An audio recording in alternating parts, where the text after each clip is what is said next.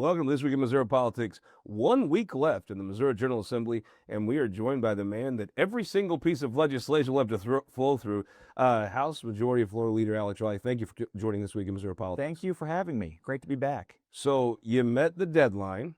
You used all the days to pass the budget, right? I mean, who needs to finish a day early? That's just for braggarts, right? Yeah, that's right. That's right. So you get a state budget done. I mean, it seems like the product has been pretty well received. Yeah, I think so. I think, as is the case every year, there's a lot of give and take between the House and the Senate. The House got some things that were really important to us. Give me some Senate got some things that were important to them. So for us, one of the things that was the most important was having the full $50 million for our education savings account program. That's been a priority for us in the House for a long time, is our school choice program and providing more options for families. We support both things. We support traditional public education. We also support giving more families options, because we know even if you have the greatest, most robust public school system in the world, even as great as that could be, there's still going to be some kids, some families that doesn't meet their needs. So we want to make sure that we give those families options to send their kids to the school of their choice. And that's what that $50 million does.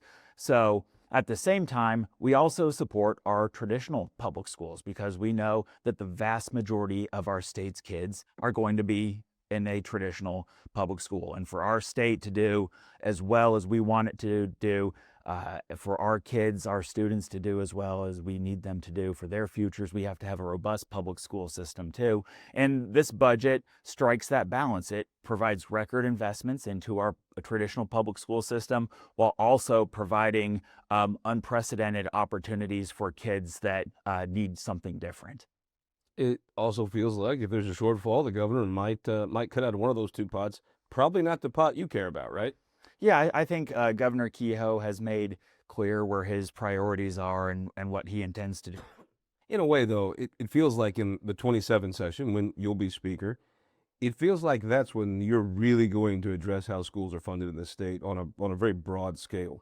Yeah, that's right. I think I'm very excited about this, but Governor Kehoe has put together a team to look at rewriting that foundation formula and how we fund our schools. And I think that's long overdue. And definitely something. In all honesty, I've seen a lot of blue ribbon commissions. I've never seen one that mattered at all. You and Mike Kehoe are going to get in a room, and you two are going to be the primary architects of how Missouri education is funded going forward. Yeah, that's right. And I think both of us, with having private sector backgrounds, neither one of us are government bureaucrats by trade. He's a businessman. I have a law firm. And we want to work in, as Governor Kehoe explains, in business time, not in government bureaucrat time, but we want to make decisions in business time and do things that actually work, and not just having people sit and reading on time. The senator, whoever is the pro tem, will not be there because they'll be on Senate time, so they'll be far later than everyone else. That's right. That's right. So you had coming into the last week, I don't recall a session. Oh my God, you'd go back to 18 to find a session that was as productive before the last week of session as this one's been. I mean, you got some big wins on the board. Yeah, we've got some big wins already. I mean, at this point, we've sent nearly 15 House bills, not counting budget bills, to the governor's desk, nearly the same number of Senate bills. And there's some huge wins already in those. Early in session, we had the big public safety bill backing our law enforcement officers, huge win. The energy bill, making sure that Missouri is more energy secure, big win. Over the past week or so, this week, we had a big win with delivering the capital gains tax cut bill to the governor's desk. Talk to me about that a little bit.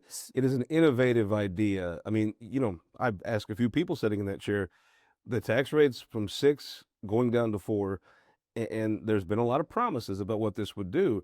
Frankly, not a lot of good things have happened during the period of these tax cuts. This is a different type of tax cut. Yeah, it is. And what the idea here is we are trying to target very carefully a tax that is harmful on investment and building our state's economy.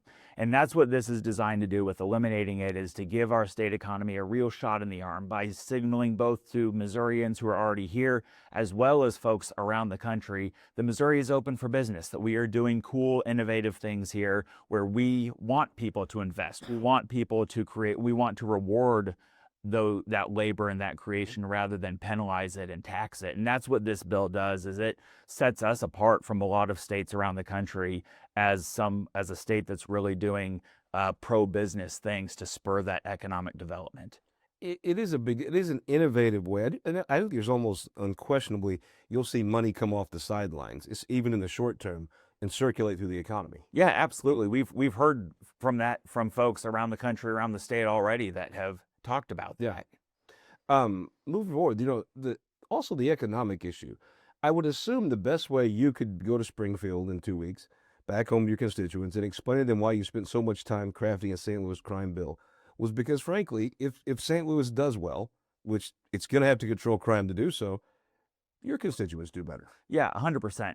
And as a Springfield guy, it pains me to say this just a little bit, but it's a reality that St. Louis, that metropolitan area, is the most important economic driver in the state. That's where a majority of the state's population is. It's where a majority of our state's gross domestic product is. And for our state to do well, you have to have a thriving metropolitan St. Louis.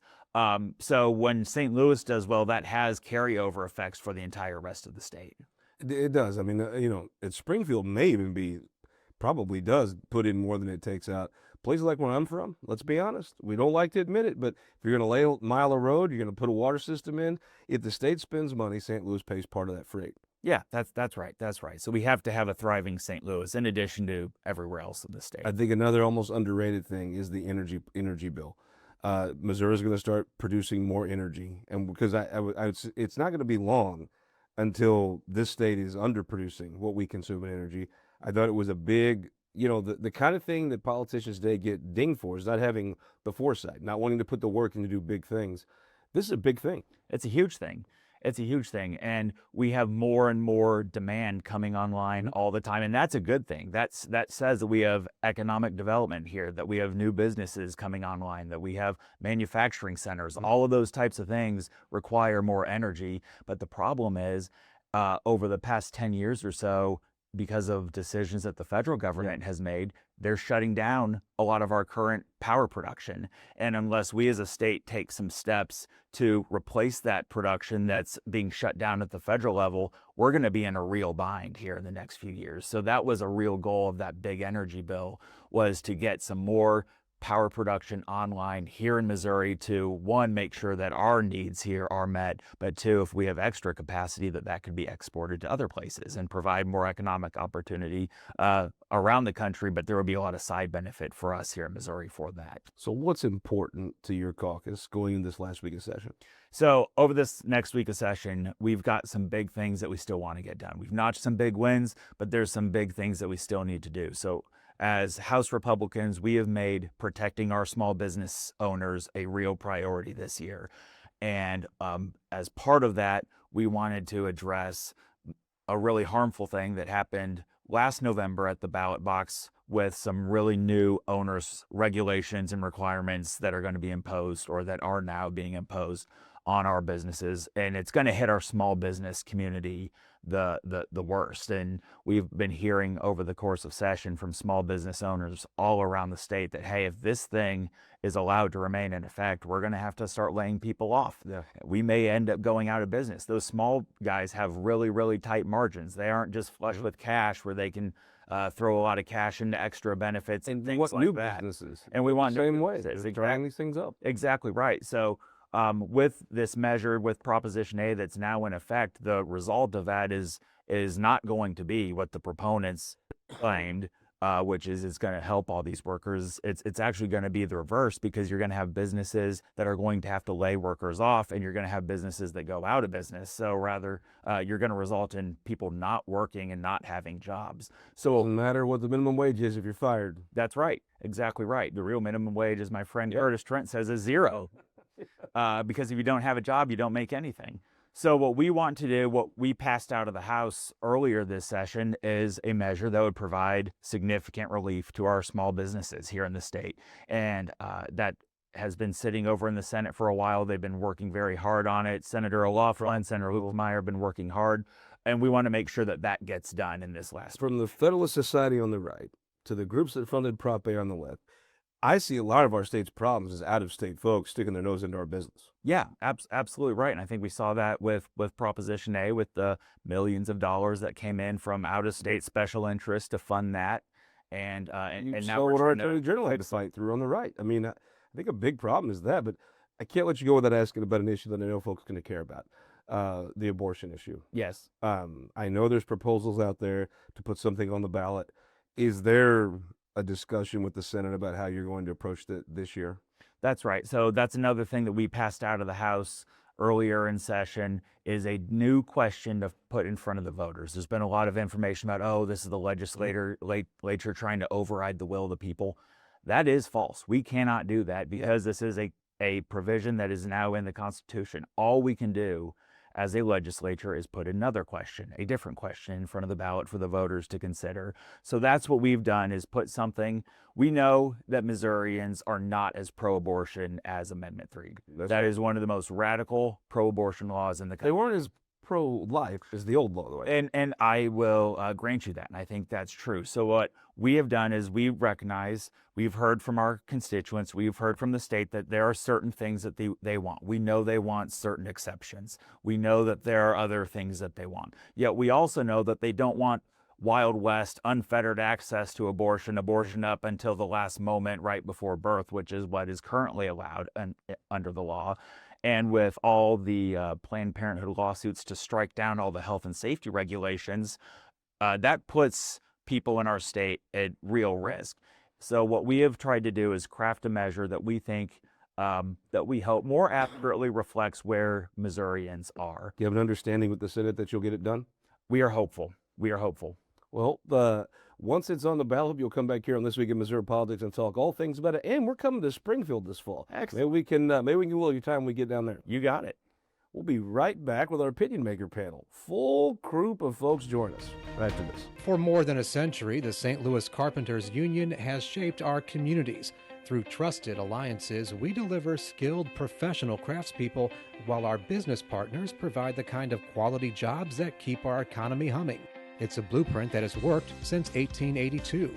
Turning Missouri into a right-to-work state stalls progress, wipes out jobs, and kills momentum. Right to work is wrong for everyone. Let's keep Missouri moving forward. Visit carpdc.org to learn more. You know, Missouri farmers have been doing what's best for their land for generations. After all, no one knows what it takes to feed and fuel a growing global population better than they do. So why are trial lawyers threatening Missouri farmers' best defense against weeds? Our farmers don't need to be controlled. They need to be supported. Keep glyphosate in our state. Show your support at TakeControlMissouri.com. Paid for by Modern Ag Alliance in support of Missouri farmers. Missouri's childcare crisis is hurting our children, families, and even our economy. Currently, 78 Missouri counties are designated as childcare deserts, where the number of kids needing childcare exceeds the number of available options. Today, some Missouri families are spending more on childcare than housing, and Missouri's childcare shortage costs our economy $1.35 billion every year. Missouri families and businesses deserve better. Learn more at mochampionofchildren.com.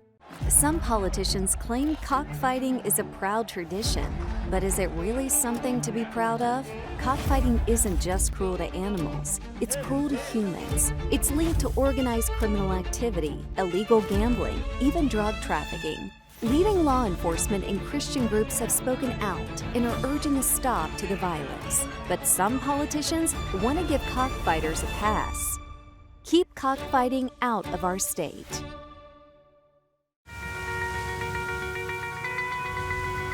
Data captured by our state-of-the-art monitors helps us pinpoint the timing and location of severe weather more accurately and respond to trouble more quickly.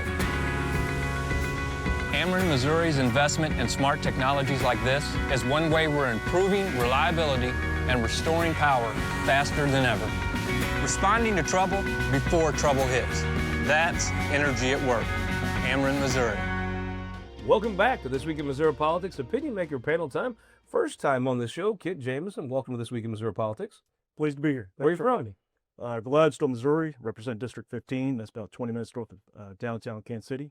I succeeded Maggie Nurnberg. Yeah. Big shoes to fill. try my best to fill them, but they're very big shoes. Well, and they're energetic shoes. I mean, I don't know anybody that has the energy she does.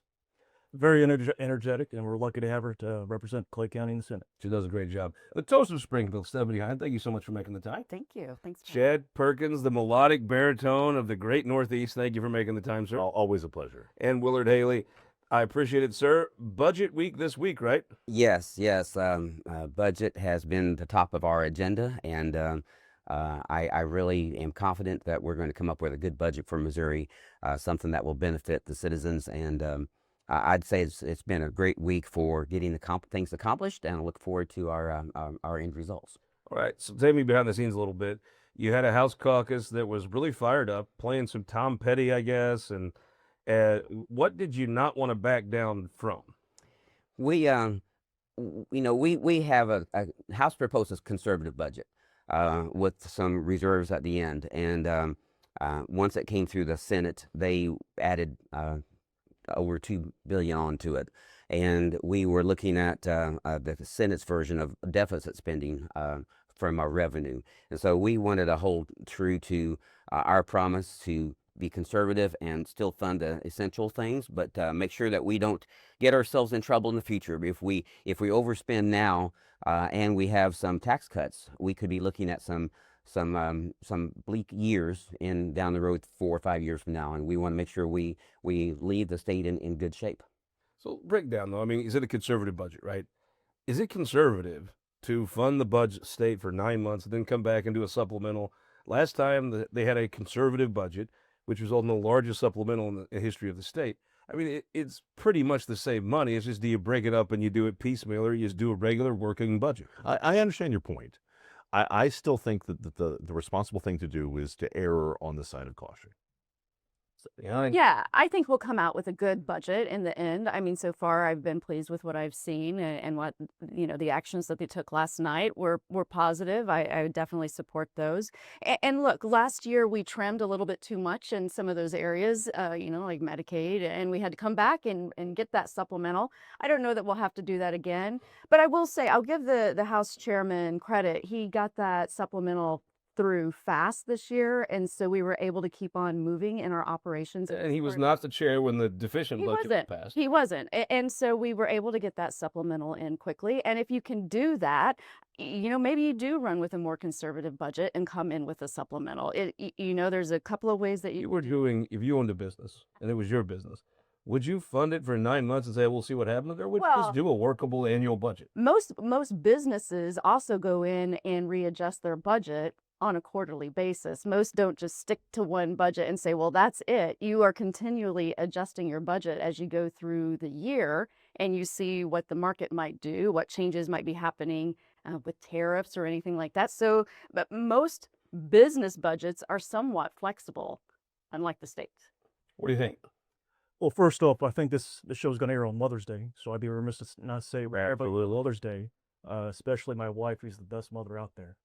So Sierra, I love you. This dude knows what's up. What's that about? You don't replace Maggie Nürnberg without knowing stuff like that. So I have no doubt after this show, I'll be pampering my wife Sierra, the best mother out there, all day, and justifiably so.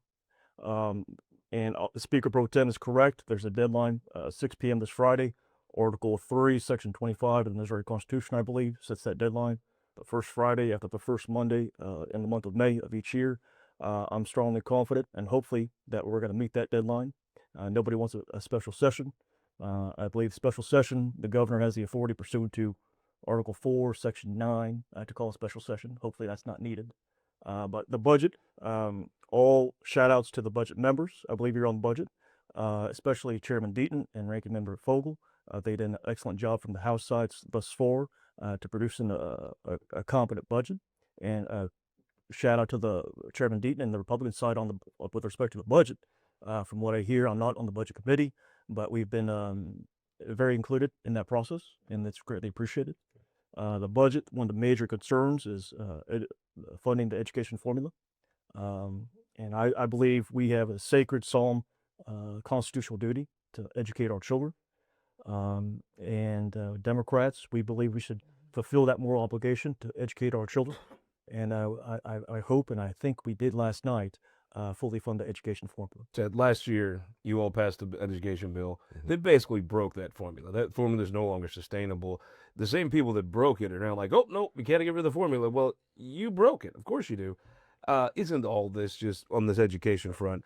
You're just biding time until 27 when the governor comes back with his commission report and what he wants to do when you go to school choice. I mean, aren't all these just little tweaks until 27? I think that's right. I favor a comprehensive educational reform. I like giving parents the opportunity to choose the outcome of where their kids go to school. And I think that you're probably right. It's something more like 27 when you really start to see something like that happen. But if we can do some things along the way, I'd support that. Well, Haley, let me ask you. Our foundation formula is long overdue for a rehaul. It doesn't meet today's needs. We've kicked the can down the road far too long, and we have to revise it and come with a equitable way to fund all of our public school system, and I know that's going to be forthcoming. I asked Rusty Black, who's likely to be the appropriations chairman in 27. When you do this formula right now is very advantageous to rural schools. Will you keep rural schools with the same amount of funding? And he said he would, or there'd be no school choice. Is that what your position? Yes, it is. Rusty, Senator Black and I are on the same page when it comes to that, and I'm confident that he will. Lots of your district won't have school choice no matter how many bills you pass. Right. You're going to have the regular public school. It's not going to affect a great deal, and not as much as in some areas, and so that's true. I mean, you kind of see this iceberg coming, right? Yep. As a public advocate. In 27, the governor's going to come out with a plan. It's going to include school choice.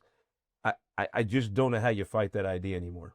Well, I also think we have to recognize that the formula has been ignored for so long, and now we've just kind of caught up with what maybe schools should have been receiving all along. Years ago, they reduced the formula so they could say they met the formula. Correct, right. And so we've added things in there. We have MSEP 6 that we said, hey, schools, now you have to perform at this level. They're meeting that level, and it causes the formula to go upwards again. So, yeah, I mean, the legislative body is responsible for this.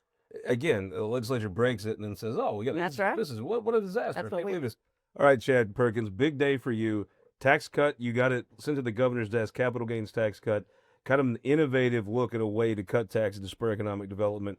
I think this might be the most positive tax cutting development in some time. I think you're right. It's a little different than just lowering the actual individual rate. It's something altogether different. I think it spurs investment.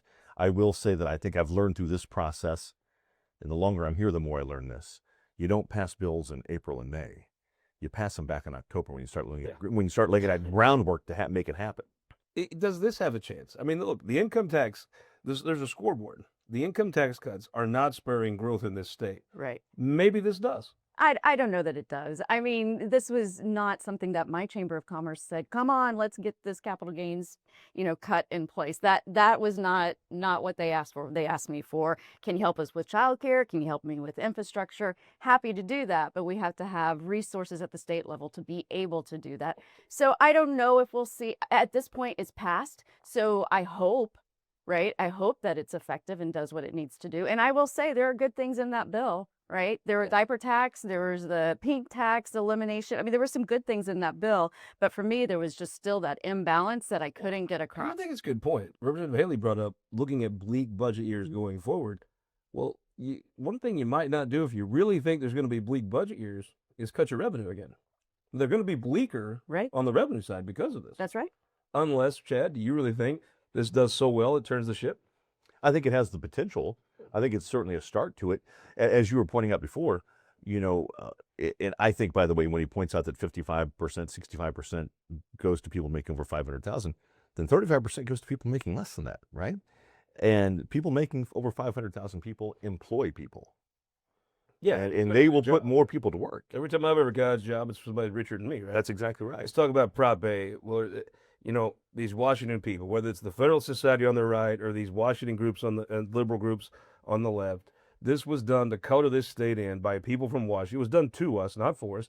The Republicans, you have the same group of Federalist people that pick who our elected representatives are, and they shove them on us. I do think, though, Prop A, you got to do something to change some of these regulations. But I mean, it was just done by people that don't run businesses. That's exactly right. what citizen out there is not going to vote to raise the minimum wage and give them more work, and so when you put it before the voters, it had widespread support across the state. I will say that my district, all of my counties did fail it. In our counties, we look at it. We have a lot of mom and pop type businesses, small family businesses that knew some of the replications, from this would be devastating to their business. And so now that it has passed, I have more and more contacts from owners of businesses that are saying, hey, this is going to have a lot more repercussions than what we ever imagined. So the Republicans never call out the Washington groups that run them half the time. The Democrats have the exact same groups in Washington. I don't think anybody can say this is a logical proposition. I don't know. It passed in my district. It passed in the city of Springfield. So for me, I'm looking at what the voters said is important to them, and I'm doing my best to uphold what they said. Well, if Cliff voted for it, maybe it is a good idea. What do you think? Is there a fix that you could get comfortable with on this? Maybe not vote for it, but be comfortable with? I believe Missourians and middle-class families should look at the GOP's priorities right now. We just passed this week a tax cut for the wealthy. The GOP this week fought against fully funding our public schools. They fought for taking money away from our public schools to giving it to private schools. That's just this week. Next week, they're going to fight against efforts to raise the minimum wage and provide Missourians, workers, earned sick leave. If I'm a middle-class family, I'm thinking I'm forgotten, and I voted against my self-interest. What do you think? I think I'm glad to hear Representative Hein say that she listens to the Chamber of Commerce, because if she's listening to the Chamber of Commerce on this bill, she's gonna vote yes for some changes to Prop A. I think the real. But I want to see something. I want to see something brought to the table that's reasonable, that works for workers and works for businesses. I mean, that's where it has to be. I'm watching my husband try to implement this as well in real time. It's a mess. And I think the real minimum wage isn't $15 an hour. The real minimum wage is $0. If your business closes down, you're not getting paid anything. That's a fact. But we're about to get closed down here. So with a minute left, who won the week? I would say the citizens of Missouri won the week. We're doing some good things. We're going to have some positive results from our session. So citizens of Missouri. You got to say mothers and whoever you want to say. Mothers, of course. Yes. And also, I want to give a shout out to a couple of young men that I think won the entire session. I had 2 great interns this year. Kyle Tapley from Ellsbury, Braden Havlick from Silex, a couple of Lincoln County towns, a couple of Lincoln County kids, and they did a great job with us this year. Won the week. I'm going to say public education. Thanks to our senators and our Democrat House members for getting the foundation formula fully funded. Specifically, your colleague from Springfield, Betsy Faughn. Betsy Faughn did a really good job. Session. She really did. Missouri veterans and Chris Brown, who represents another district near me in the Northland of Kansas City. I'm a United States Marine, Afghanistan veteran. Chris Brown passed in the Senate this week. It's on the governor's desk, I believe. A bill to provide alternative therapies to veterans to treat their PTSD. Medicaid, Medicare, the VA doesn't pay for it. Insurance doesn't pay for it. With this bill, we can provide some funds to provide alternative therapies to help veterans and their PTSD. That's awesome. I got 2 folks. One, I've got to copy Ken here and say all the mothers out there, happy Mother's Day. And I want to say Gary Wheeler wrapped up a very successful term heading the Soybean Association. And even more importantly, left it in great hands with Casey Wasser. Hope you'll join us next week for our end of session edition of This Week in Missouri Politics. This Week in Missouri Politics is sponsored by the Missouri Automobile Dealers Association, Ameren, Spire, the United Electric Cooperative, and the Missouri Association of Career Fire Protection Districts.